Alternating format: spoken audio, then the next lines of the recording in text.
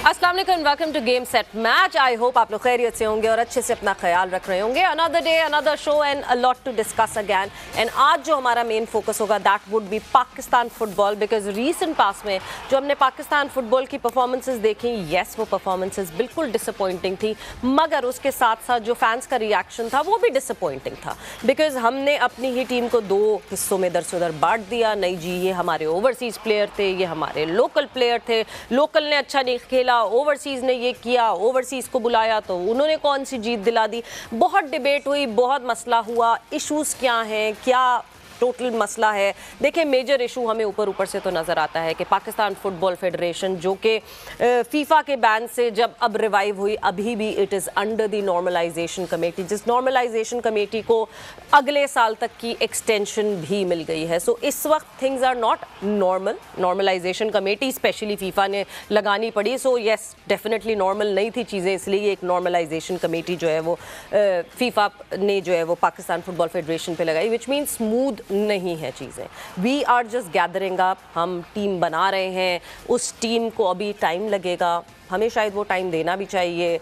फिर जो दूसरे स्कूल ऑफ थॉट जो सोचते हैं वो कहते हैं थोड़ा सा तो कहीं स्पार्क दिखे ना, कुछ तो स्पार्क दिखे।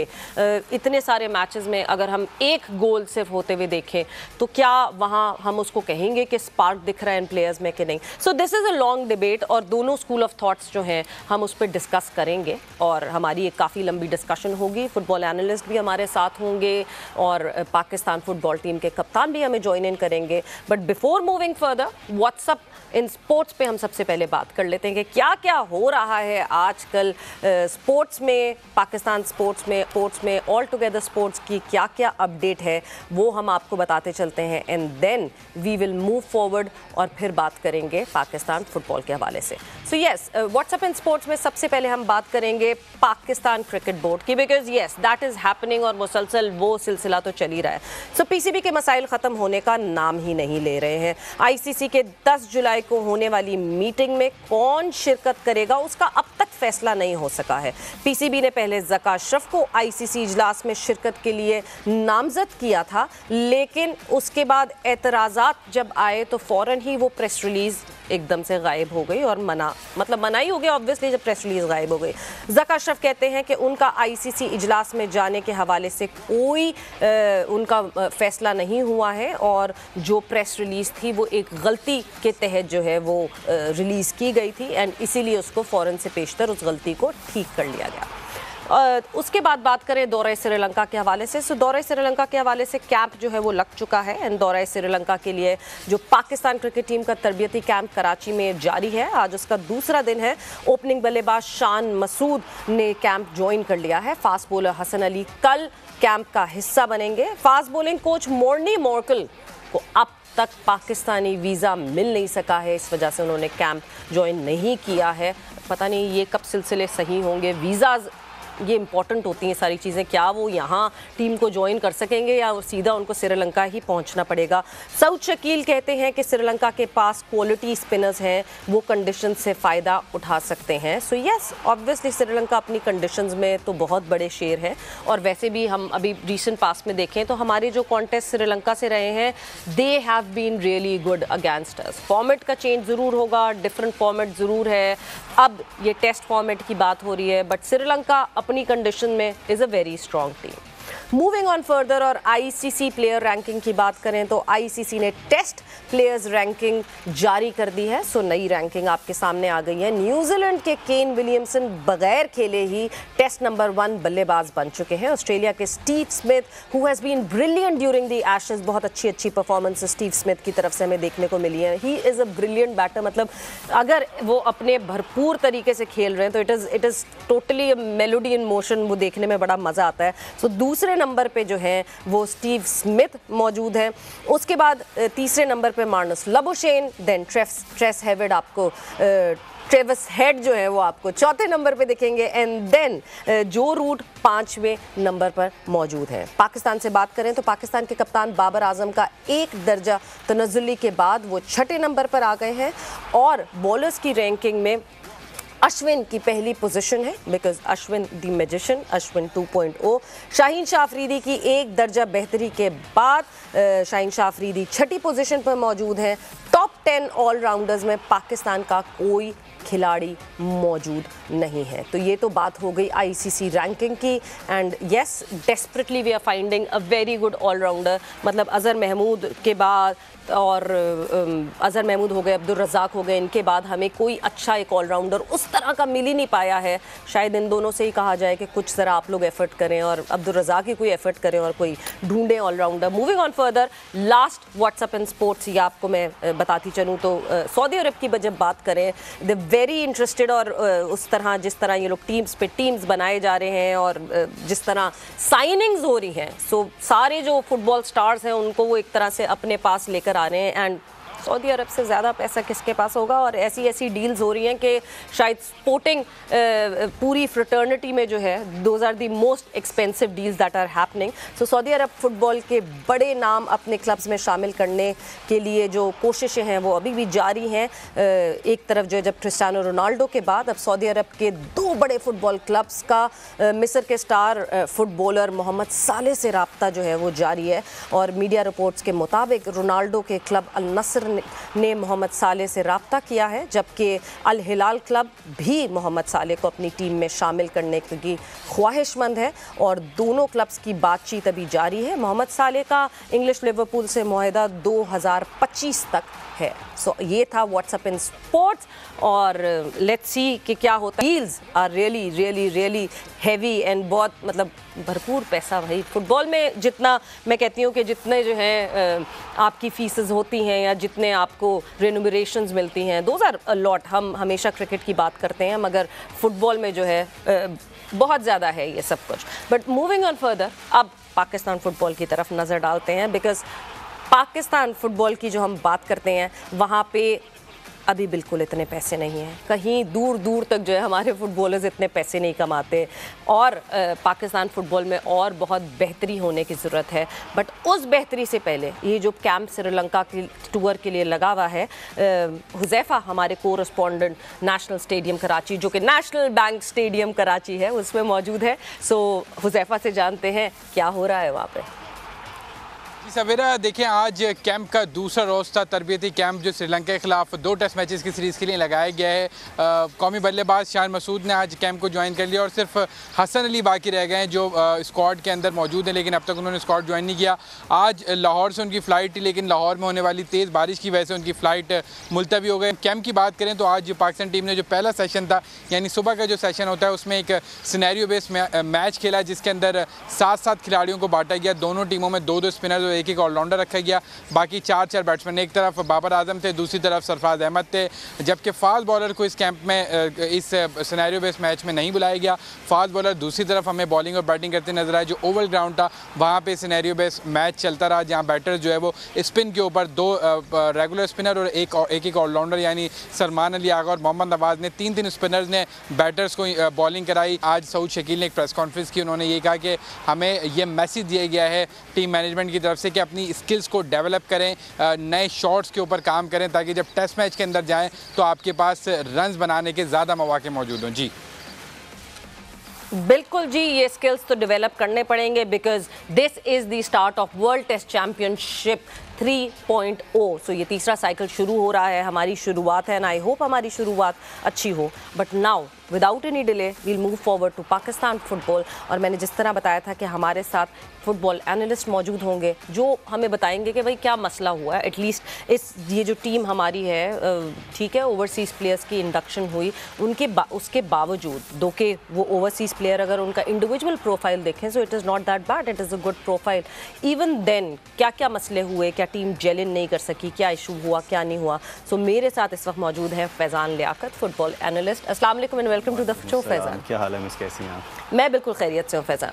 सो फैज़ान, सबसे पहले तो लोग बहुत नाराज़ हैं। मसला सिर्फ ये है कि पाकिस्तान फुटबॉल की जब मैं बात करूँ ना, तो जिस वक्त एक इवेंट होता है उस वक्त अचानक से फैंस जो हैं वो एक बैंड वैगन में बैठ जाते हैं और उस वक्त वो कहते हैं क्यों हमारी टीम ने परफॉर्म नहीं किया, क्या नहीं हुआ। बट पूरा साल पाकिस्तान फुटबॉल टीम क्या कर रही है या पाकिस्तान फुटबॉल फेडरेशन में क्या हो रहा है, उनको कोई उससे सरोकार नहीं है।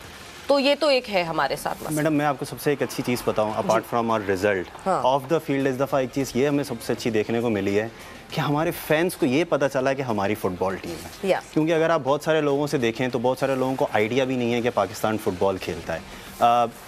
नॉर्मलाइजेशन कमेटी के ऊपर बहुत ज़्यादा क्रिटिसिज्म किया जाता है, लेकिन एक चीज़ का उनको क्रेडिट आपको देना पड़ेगा कि लास्ट नवंबर से उन्होंने जो पाकिस्तान की नेशनल मेन टीम है उनके उन्होंने कुछ फ्रेंडली मैचेस स्केड्यूल किए, जिसमें सबसे पहले हमने नेपाल से खेला, फिर हमने मालदीव से खेला। ऑल्दो वो दोनों मैचेस हम लोग 1-0 हारे, लेकिन कोई बात नहीं, जब नए प्लेयर्स होते हैं थोड़ा सा टाइम लगता है जल होने में, टीम कॉम्बिनेशन बनने में टाइम लगता है, जो कोचेस होते हैं उनको प्लेयर्स को आइडेंटिफाई करने में थोड़ा सा टाइम लगता है कि वो किस पर्टिकुलर पोजीशन में, किस पर्टिकुलर एरिया में वो आपके लिए बेनिफिशियल हो सकते हैं। उसके बाद एक आधा कैंप भी लगा जिसमें शहजाद अनवर साहब ने कुछ प्लेयर्स को कॉल किया, छोटा सा एक कैंप हुआ था। फिर जो है एक ऑल ऑफ अ सडन पता चला कि जी जून में जो है आप वो जो है वो एक 4 नेशन टूर्नामेंट खेलने के लिए जाएंगे, जो कि बहुत अच्छी बात थी। For the very first time हमने ये देखा कि हम सैफ रीजन से बाहर निकल के डिफरेंट टीम्स के साथ खेल रहे हैं, जहाँ पे मोस्टली जो अफ्रीकन टीम्स थी जिसके अगेंस्ट हमने मॉरिशस के अगेंस्ट खेला, केनिया के अगेंस्ट खेला और हमने जिबूटी के अगेंस्ट खेला। सो अगर हम पहले वो 4 जो 4 नेशन टूर्नामेंट था उसकी बात करें तो इनकंसिस्टेंट परफॉर्मेंस रही। फर्स्ट मैच के अंदर हमें ईसा सुलेमान मौजूद नहीं थे, जो कि हमारे पोर्चुगल में जो है वो सेंट्रल डिफेंडर हैं, पोर्चुगल में लीग खेलते हैं, वो मौजूद नहीं थे, उन्होंने थोड़ा सा लेट ज्वाइन किया और उनके आते ही हमें केनिया वाले मैच के अंदर पाकिस्तान की बहुत अच्छी परफॉर्मेंस नजर आई। ऑल्दो वो हम 1-0 मैच हार गए थे, लेकिन ये वही केनिया जिससे हम 8-0 हारे थे। एग्जैक्टली हमारा रिकॉर्ड बहुत ख़राब था उनके अगेंस्ट, लेकिन मैं वही कह रहा हूँ कि आपको वहाँ पे एक होप नज़र आई कि चलें यार 3-4 मैचेस के बाद आपको एक, हमने उस दिन देखा कि हमें पोजेशन बेस्ड फुटबॉल भी देखने को मिले। ये होप कब तक, मतलब मैं अब यहाँ से हम शुरू करते हैं कि ये हमने 4 नेशन भी देख लिया, हमने सैफ चैम्पियनशिप भी देख ली। मैं 4 नेशन की बात करूँ, सैफ चैम्पियनशिप की बात करूँ, मुझे दिखता है ये सामने मैचेस और एक गोल उसमें सिर्फ, वो भी जिबूटी के अगेंस्ट, उसके अलावा हम कहीं गोल स्कोर नहीं कर सके, हमारे ऊपर गोल्स पे गोल्स पड़ते रहे।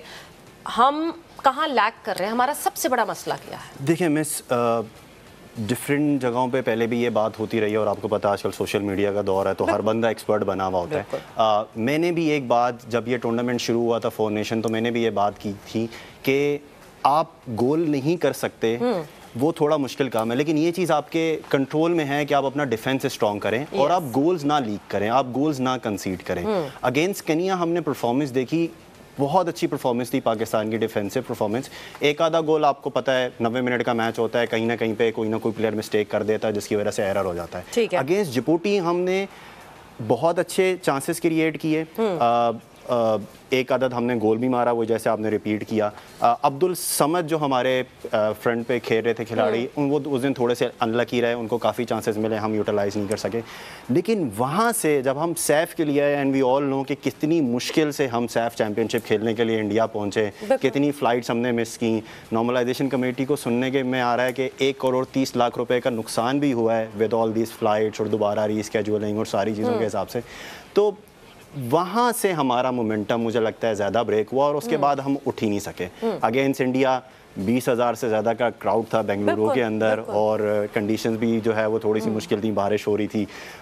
शुरू के 10-15 मिनट के अंदर हमने गोल कंसीड कर लिया। अनफॉर्चुनेट एक एरर हो गया साकिब हनीफ की तरफ से, जो कि ओवरऑल आई बिलीव कि एक बहुत अच्छे गोलकीपर है, लेकिन शायद प्रेशर गेम था, कंडीशंस डिफ़िकल्ट थी। फिर उसके बाद हमने एक पेनल्टी भी कंसीड कर ली, तो इंडिया ने 2 गोल की लीड ले ली फर्स्ट हाफ। नहीं मगर फैजान ये देखिए, ये तो हम बात करें ना कि ठीक है इंडिया के अगेंस्ट हमें पता है बहुत 11th आवर पे पहुंचे, आधी टीम रात को पहुंची तो आधी टीम जो है वो उसी दिन पहुंची जिस दिन जो है वो मैच होना था। हम थोड़ा सा लेवरेज, उस दिन भी हमारी जो है हसन से बात हुई, थोड़ा सा लेवरेज उसका दे देते हैं। मगर सारी चीज़ें एक तरफ, मतलब इंडिया और पाकिस्तान की अगर मैं मैच की बात करूँ, आधे से ज़्यादा मैच तो हमारे ही डी में हुआ, आधे से ज़्यादा मैच तक देवर ऑन अस। हमने कभी कहीं एक जगह ये नहीं दिखाया कि नहीं जी हम भी हावी हो सकते हैं। एक जगह कोई, वो कहते हैं ना, यही तो सबसे बड़ा वो है कि हम ये नहीं कह रहे कि जीत जाओ भाई, आप फौरन अब यूं खड़ी हो गई ये पाकिस्तान की टीम वर्ल्ड चैंपियंस बन जाओ, मगर कहीं तो दिखे ना आपको, एक स्पार्क तो दिखे। इसमें 2 चीज़ें हैं। पहले तो आपका भी गुस्सा बिल्कुल एक नॉर्मल पाकिस्तान फुटबॉल फैन की तरह गुस्सा आपका भी जायज़ है कि हमें कोई प्रोग्रेशन देखते हुए नज़र नहीं आ रहा कि हमने पहले मैच में ये गलती की, दूसरे में हमने सीखा, हमने थोड़ा सा इम्प्रूव किया। हम अगर लास्ट नवंबर से नेपाल की परफॉर्मेंस देखें और अभी लास्ट मैच में नेपाल की परफॉर्मेंस देखें तो एज एन एनालिस्ट अगर आप मुझसे पूछे तो अनफॉर्चुनेटली मैं ये नहीं कह सकता कि हमने कुछ सीखा है अपने तमाम मैचेस से। हम वहीं पे खड़े हुए जहाँ पे हम लास्ट नवंबर में खड़े हुए थे। हम अटैक पोजेशन बेस्ड फुटबॉल नहीं खेल सकते, हम टिकी टाका नहीं खेल सकते, हम टॉप यूरोपियन जो साइड्स हैं जो पासिंग कर करके अपनी टीम दूसरी टीम को फ्रस्ट्रेट कर सकती हैं, हम वैसे नहीं खेल सकते। शहजाद अनवर जो हमारे कोच हैं, आई बिलीव वो इसी स्कूल ऑफ थॉट से बिलोंग करते हैं कि हमें जो है वो पोजेशन बेस्ड फुटबॉल खेलनी है और वो चाहते हैं कि हम बैक से बिल्ड करें।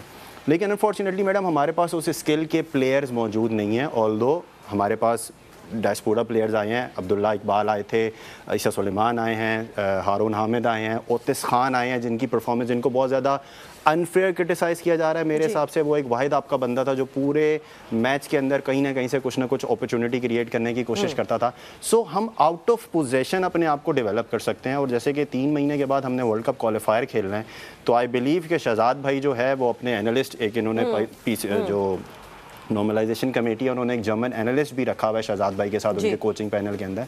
सो आई बिलीव कि उनको अब जो है वो 3 महीने बाद जो आपने अक्टूबर में अगेंस्ट जो भी आपका ओपोनेंट आता है, जितने भी पॉसिबल ओपोनेंट्स आप उनको रीड करें, आप उनकी कमजोरियों को रीड करें, फिर आप अपने स्ट्रॉन्ग पॉइंट्स को रीड करें कि आप उनकी कमजोरियों को कैसे उनको एक्सप्लॉइट कर सकते हैं और वो आपके लिए बेनिफिशियल हो सकती है। एक चीज़ मेरे जहन में आती है, क्या देखें, this is a team game, हम हमेशा बात करते हैं कि टीम को यूनिफाई होकर खेलना होता है।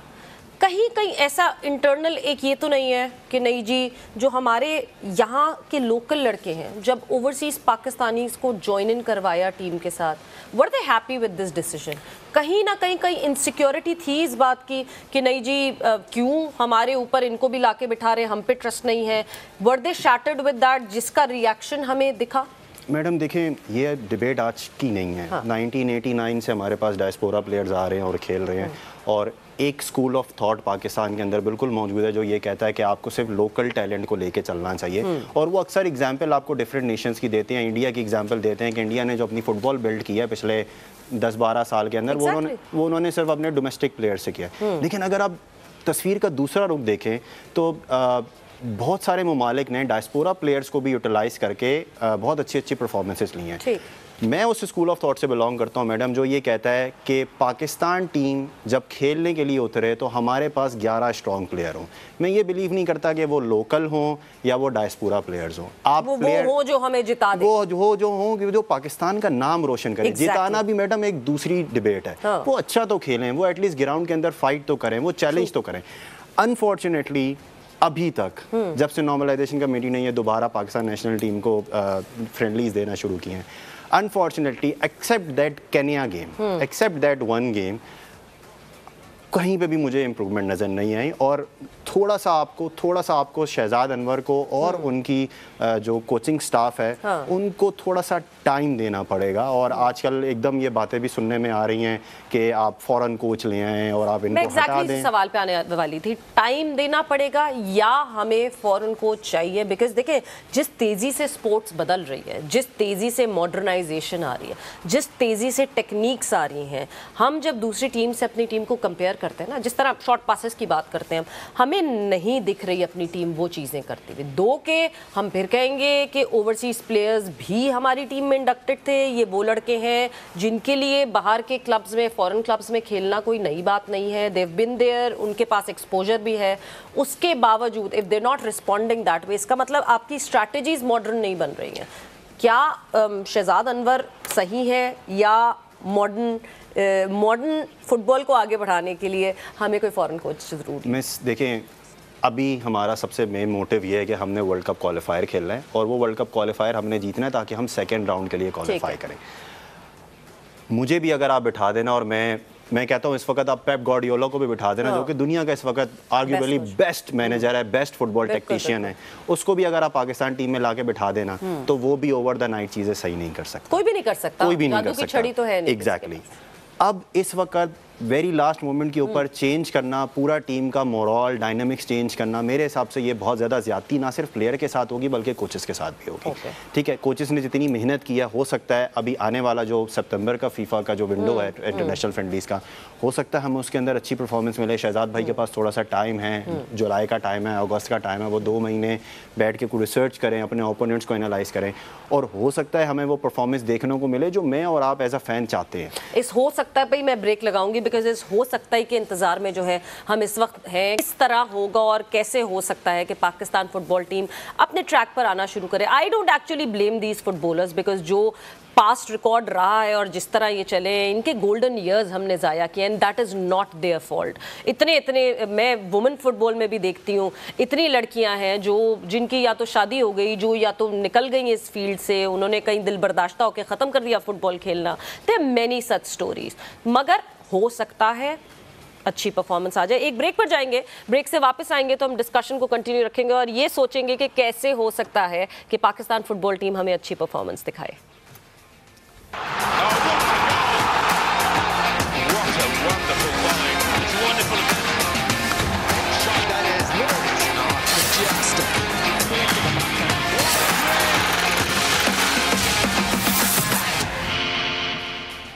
And welcome back to game set match in conversation with Faizan Liaquat. बात हो रही है हमारी पाकिस्तान फुटबॉल के हवाले से, एंड क्या कुछ कर पाएगी पाकिस्तान की फुटबॉल टीम, क्या हम कोई उम्मीद लगाएं, बिकॉज अब जो अगला पड़ाव जिसे कहते हैं ना, जो अगला गोल होना चाहिए पाकिस्तान का, that should be focused on October, जहाँ पे हमें राउंड 1 क्वालिफायर जो है वो वर्ल्ड कप के लिए, वर्ल्ड कप क्वालिफायर के लिए हमने राउंड 1 खेलना है।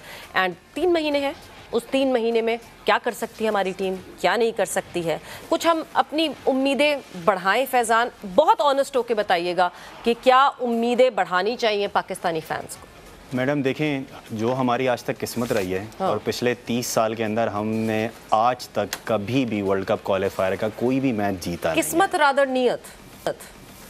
हाँ, तो कोई भी मैच हमने जीता नहीं है। हाँ, हम 2018-19 में जो world cup qualifier against Cambodia हुआ था, उसमें आई रिमेंबर कि हमने फर्स्ट जो मैच खेला था अगेंस्ट कंबोडिया, उनके होम पे खेला था। वो मैच हम बहुत अच्छा खेले थे।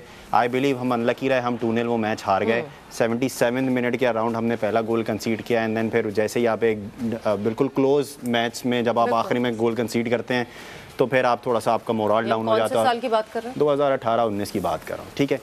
उसके बाद हमने रिटर्न लेग पाकिस्तान में नहीं खेला था ड्यू टू ऑब्वियस रीजंस। हम वो मैच अपना कतर खेलने गए थे, और उस मैच के अंदर हसन बशीर जो पाकिस्तान टीम के कैप्टन थे, उन्होंने पेनल्टी स्कोर की थी और एग्रीगेट स्कोर जो है वो 2-1 हो गया था। एज अ फैन मुझे उस टाइम लगा था कि यार हो सकता है एटलीस्ट आज हम मैच ज़रूर जीत जाएं, शायद हम सेकेंड राउंड के लिए क्वालिफाई ना कर सकें।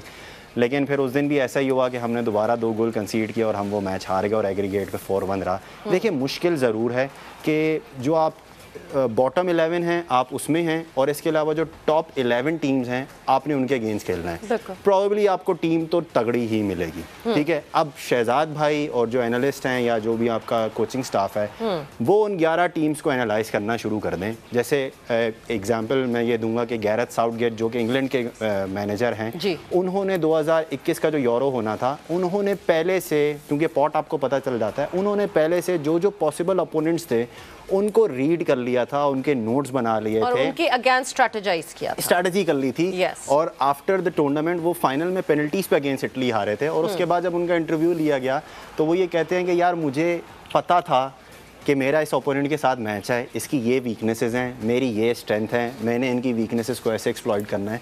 तो जब गैरेथ साउथगेट इंग्लैंड के लिए, ठीक है, बहुत बड़ा नाम है, बहुत बड़ी कंट्री है, बहुत रिच हिस्ट्री है फुटबॉल में, हम भी कर सकते हैं, हमारे पास भी ऐसे टेक्निकल लोग मौजूद हैं। उन्होंने तो की बता दी ना, उन्होंने तो ये बता दिया कि किस तरह उन्होंने प्रिपेयर किया था।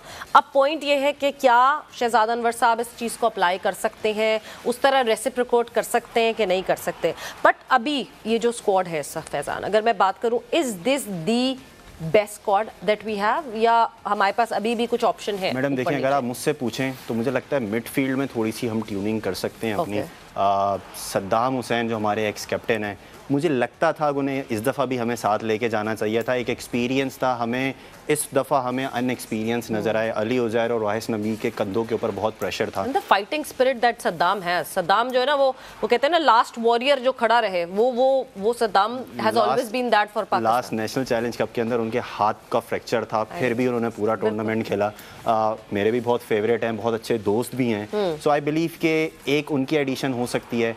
एक आधे दो डायस्पोरा प्लेयर्स हैं, जिसमें एतजाज़ हुसैन है, राहिस नबी के बड़े भाई हैं, आदिल नबी हैं, शायद हम उनको ऑन बोर्ड ले सकते हैं। लेकिन मैडम ओवरऑल आपके पास यही स्क्वाड है, आपने यही स्क्वाड लेके जाना है। हाँ, अब आपने इस स्क्वाड को खिलाना किस तरह है, जो छोटी छोटी खामियां आपको नज़र आई हैं उनको आपने फाइन ट्यून किस तरह करना है, ये एक टेस्ट है शहजाद भाई का और उनका जो भी कोचिंग स्टाफ है कि वो इस 3 महीने के गैप में इसको किस तरह कर सकते हैं। मैडम देखें, एक एनालिस्ट मौजूद है जर्मनी से जो लेकर आए हैं, एक आधे 2 एनालिस्ट और ले लें जो रादर एक प्रॉपर रिपोर्ट बनाएं, और वो रिपोर्ट ना सिर्फ प्लेयर्स के साथ शेयर की जाए कोचिंग स्टाफ के अलावा, और आप उनको रीड करें, आप थोड़ा सा फाइटिंग स्पिरिट नजर आए। गोलकीपर फैजान, क्योंकि अब जब हम नंबर ऑफ गोल्स कंसीडर्ड देखते हैं ना, ठीक है, परफॉर्मेंस जो इनफील्ड हो रही है, डिफेंडर क्या कर रहा है, स्ट्राइकर क्या कर रहा है, बट इवेंचुअली गोलकीपर पे जब कहानी आती है, बिकॉज जब आप नंबर ऑफ गोल्स कंसीडर्ड देखते हैं तो आप देखते हैं कि अच्छा जी ठीक है, वहाँ तक पहुँचना नहीं चाहिए था, मगर जब वहाँ तक पहुँचा तो गोलकीपर ने क्या किया।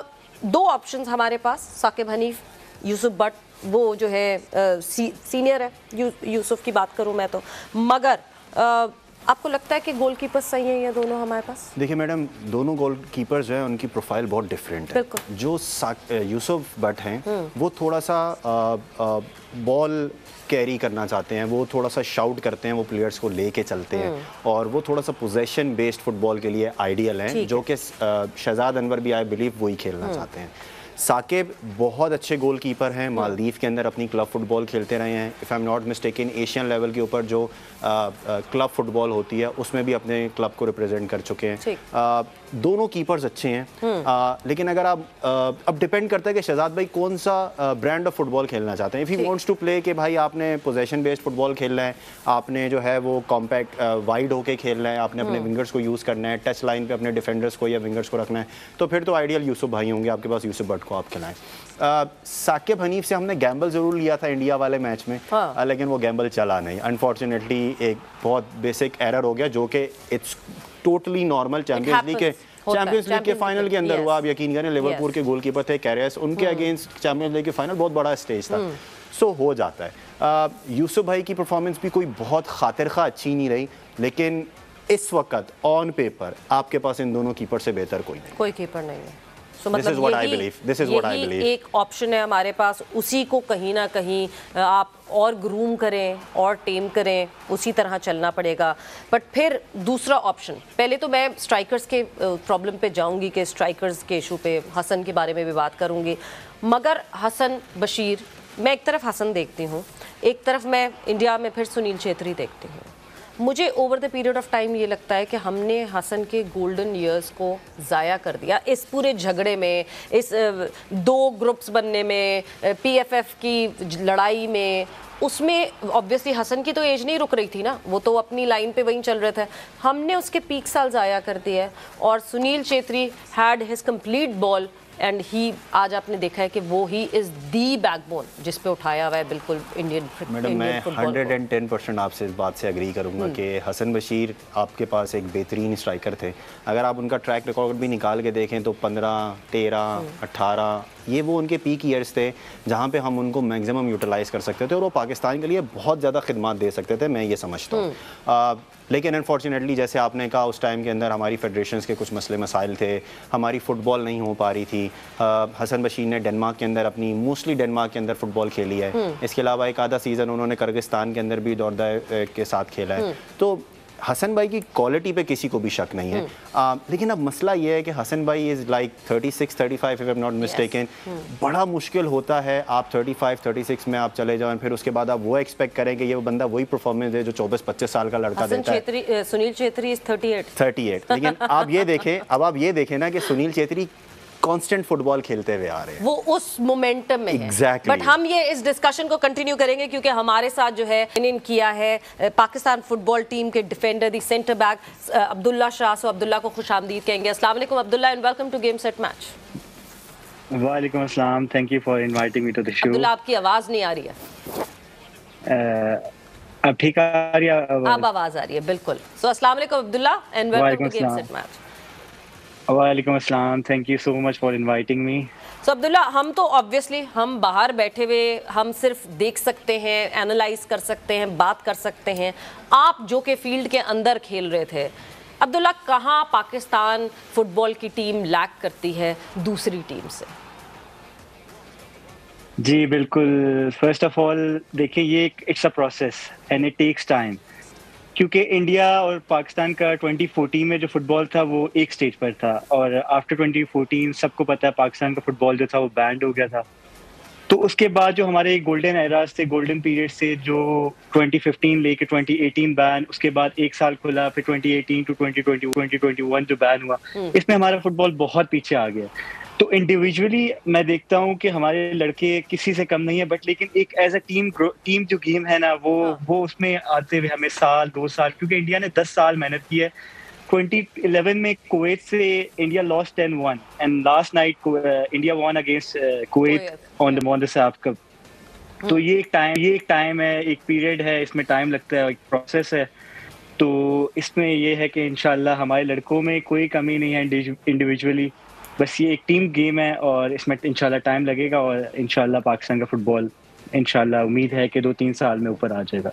बट अब्दुल्ला ठीक है, मुझे ये बिल्कुल अंदाजा है कि it is a team game, team gelling होगी, टीम का एक सिंक्रोनाइजेशन बहुत ज़रूरी होती है ऑब्वियसली जब भी हम टीम गेम की बात करते हैं, स्पेशली इन फुटबॉल। तो वो ये होना चाहिए कि नहीं जी इशारे पे एक दूसरे की बात समझने वाली बिल्कुल इस तरह की connectivity, because it's such a quick game. मगर मेजर अगर मैं आपसे 2-3 ऐसी चीज़ें कहूँ कि आप ये वीकनेसेस अगर पॉइंट आउट कर सकते हैं, सो वो क्या वीकनेसेस थे? देखिए फर्स्ट ऑफ ऑल वीकनेसेस तो कोई नहीं होती, ये एक आपको पता है टीम गेम है। हमें बस इस साल जाके ये जो जून का विंडो था इसमें हमें 6 मैचेस मिले हैं and last year we have played only 2 games. Back in November we played against Nepal and in March I guess we played against Maldives. So India continuously they are playing Hero Intercontinental Cup, they are playing like 15 to 20 games in 6 months और हमारा तो ये सारी बात exposure की, experience की। तो और इंडिया भी की जो क्लब लेवल है, जो उनकी लीग है, उसका स्ट्रक्चर बहुत अच्छा है। पाकिस्तान में कोई क्लब लेवल स्ट्रक्चर नहीं है, तो जो उनके प्लेयर्स हैं जो नेशनल टीम में आ रहे हैं वो एक क्लब लेवल से परफॉर्म करके आ रहे हैं। तो ये भी एक बहुत बड़ा फैक्टर है कि क्लब लेवल के मैचेस जो मिले ताकि लड़कों को एक्सपोजर हो, एक्सपीरियंस हो और आपस में फिर वो नेशनल टीम में जब आए वो जल हो के थोड़ा खेल के इंशाल्लाह फिर वो नेशनल टीम में खेलने साथ। एक्सपोजर ऑब्वियसली बहुत ज़रूरी है और किसी भी चीज़ में, किसी भी प्रोफेशन में एक्सपोजर बहुत ज़रूरी होता है। आप मेच्योर होते हो over the period of time उस एक्सपोजर से। पर जब मैं देखिए इस वक्त जो है ना, शायद बाहर के लोगों ने ज़्यादा टीम को डिवाइड किया हुआ है, बट इंटरनली मैं आपसे ज़रूर ये पूछना चाहूँगी। एक तरफ हम कहते हैं जी हमारे ओवरसीज़ प्लेयर हैं, तो एक तरफ हमारे जो लोकल प्लेयर्स हैं। विद इन द टीम अगर मैं बात करूँ, क्या ऐसी एक जो हम एक वॉल खींच के बाहर बैठे हुए हैं, वो ऐसी वॉल थी विद इन द टीम, या फिर आप लोग बिल्कुल जेल्ड इन थे सारे? नहीं ऐसी कोई बात नहीं है अब्दुल्ला, सच्ची वाला जवाब चाहिए बिल्कुल। बिल्कुल, देखिए जब हम नेशनल टीम के लिए सब उत्तर खेलते हैं तो सबके लिए पाकिस्तान सबसे पहले है। हाँ। तो पाकिस्तान नहीं है तो हम लोग फील्ड में भी जब उतरते हैं तो सब पाकिस्तान यही सोचते हैं कि हमने पाकिस्तान को रिप्रेजेंट करना, पाकिस्तान के लिए जान देनी। बिल्कुल। तो थोड़े बहुत जो कॉन्फ्लिक्ट्स होते हैं वो भी सॉर्ट आउट हो जाते हैं when you are like doing the dinner together. आप जब रूम शेयर करते हो सारे साथ तो वो सारे कॉन्फ्लिक्ट्स दूर हो जाते हैं, लेकिन मतलब हल्का फुल्का जो होता है। मैं आपकी बात काट रही हूँ अब्दुल्ला, क्योंकि जब टीम हार रही होती है ना तो सबसे एक बड़ी चीज होती है कि ब्लेम गेम शुरू हो जाता है। फलाने ने ये किया था इस वजह से ऐसा हो गया, तुमने ये किया था इसलिए ऐसा हो गया, तुम ध्यान नहीं दे रहे थे इसलिए ऐसा हो गया। इस तरह के कॉन्फ्लिक्ट्स यस, जब बहुत सारे लोग एक साथ होते हैं तो ये तो होते हैं, बट सॉर्टेड कॉन्फ्लिक्ट्स थे या लॉन्ग टर्म कॉन्फ्लिक्ट्स भी हुए? कोई इस तरह के कॉन्फ्लिक्ट्स नहीं थे, ये छोटे मोटे जो जिस तरह एरर्स हो जाते हैं गेम में तो एक दूसरे को ब्लेम गेम्स होती है, ये तो फुटबॉल का पार्ट है। तो ये हल्का होता है, ये बस एट द मोमेंट आपका होता है। तो वो हीट ऑफ द मोमेंट होता है और उसके बाद आप ये सॉर्ट आउट हो जाता है। इस तरह के कोई कॉन्फ्लिक्ट्स नहीं थे, सारे जितना भी थे ये, क्योंकि फर्स्ट टाइम हमारे नए डायस्पोरा प्लेयर्स आए थे। ईसा सुलेमान बहुत ही बड़ा नाम, he has played for England under 21, तो उससे हमें बहुत कुछ सीखने को मिला। Otis Khan was a very big name, he is playing in league 2। तो इस तरह के प्लेयर्स आएंगे तो लोकल्स भी जो हैं उनको भी बहुत कुछ सीखने को मिलेगा, और इस तरह के और जब मैचेस साथ खेलेंगे तो इंशाल्लाह पाकिस्तान का नाम भी साथ रोशन करेंगे इंशाल्लाह। Abdullah, team Pakistan before Mauritius and Saif game tour and after Mauritius and Saif game tour, आपको क्या लगता है कितना फ़र्क आया टीम पाकिस्तान में? कितना सीख कर आए हैं आप इन मैचेस से? ये समझ ले कि हमारे लिए बहुत ही इंपॉर्टेंट मैचेस थे। जो अपकमिंग फुटबॉल हमारे लिए आ रहा है, जो अंडर 23 सितंबर में we are playing against Japan, फ़लस्तीन एंड बहरीन, उनके लिए बहुत इंपॉर्टेंट मैचेस हैं। उसके नेक्स्ट मंथ ही we have a world cup qualifier in October, जो कि हमारा मेन टास्क है, जिसके लिए we are preparing for it. तो ये मैचेस बहुत इंपॉर्टेंट थे। हाई होप्स रखें अब्दुल्ला, वक्त का मुकाबला सख्त, हम हाई होप्स रखें उस फर्स्ट राउंड के लिए वर्ल्ड कप क्वालिफायर। बिल्कुल बिल्कुल, इंशाल्लाह ये जो हमारे ये मैचेस थे ये हमें बहुत कुछ सिखा के गए हैं कि हमने कहाँ पे हमारी एरर्स, कहाँ पे हम लोग कहाँ पे लैग कर रहे हैं, कहाँ पे हमारा मसला है। इंडिविजुअली किसी प्लेयर का कोई मसला नहीं है, सिर्फ हम लोग जेल अप होंगे। वो इंशाल्लाह ये है कि अब हमें मैचेस मिल गए हैं एज अ टीम, हम लोगों को अब ये 6 मैचेस में पता लग गया कि हम लोग कहाँ पे एज कर रहे हैं। बहुत शुक्रिया for being on game set match, and Faizan आपका बहुत बहुत शुक्रिया for being on game set match. वक्त खत्म हो गया, वाकई इतने इश्यूज हैं, इतने मसले हैं जिन पे बात करते रहे, so we need a total week कि हम एक हफ्ता पूरा पाकिस्तान फुटबॉल पे बात करें।